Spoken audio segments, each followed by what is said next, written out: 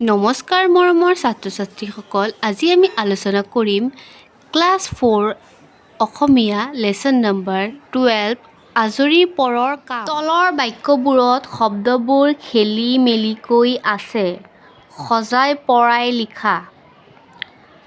ভাল খেলি কেৰম পাওঁ মই কেৰম খেলি ভাল পাওঁ। ভিতৰত কৰি কাম আছে মায়ে ভিতৰত কাম কৰি আছে। ধুইছে ৰীমাই কাপোৰ পাৰত ৰীমাই কুঁৱাৰ পাৰত কাপোৰ ধুইছে।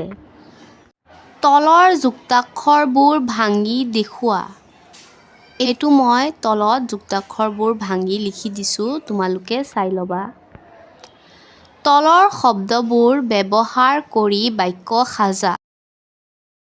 চোতাল কাঁহী চিকুণাই তিৰবিৰ।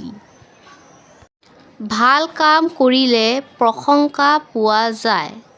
চোতাল, ল'ৰাকেইটাই চোতালত বল খেলি আছে। আমি কাঁহীত ভাত খাওঁ। ৰহিমে বন্ধৰ দিনত বাৰীখন চিকুণাই দিলে।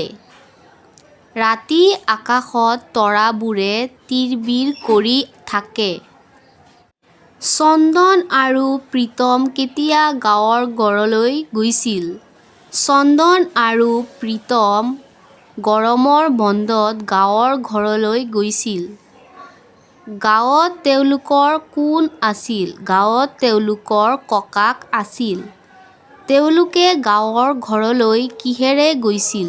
তেওঁলোকে গাঁৱৰ ঘৰলৈ গাড়ীৰে গৈছিল। ককাকে ৰাতিপুৱা কি কৰে? ককাকে ৰাতিপুৱা বৰ সোনকালে শুই উঠি পুৱাৰ মুকলি বতাহ লয়। চন্দন আৰু প্ৰীতমে ককাকৰ পৰা কি কি শিকিলে? চন্দন আৰু প্ৰীতমে ককাকৰ পৰা তেওঁলোকে দোকমোকালিতে বিছনা এৰা, খোজ কাঢ়া, পুৱাৰ মুকলি বতাহ লোৱা, আজৰি সময়ত শাকনি বাৰী ফুলনি বাৰীত কাম কৰাৰ অভ্যাস কৰিলে। তদুপৰি ককাকে সিহঁতক সময়ৰ সৎব্যৱহাৰ কৰাৰ কথাও শিকালে। ককাকে শিকোৱা মতে সন্ধিয়া হাত ভৰি ধুই প্ৰাৰ্থনা কৰাৰ অভ্যাস কৰিলে। তেওঁলোকে ঘৰলৈ আহি কি কৰাৰ কথা ভাবিলে?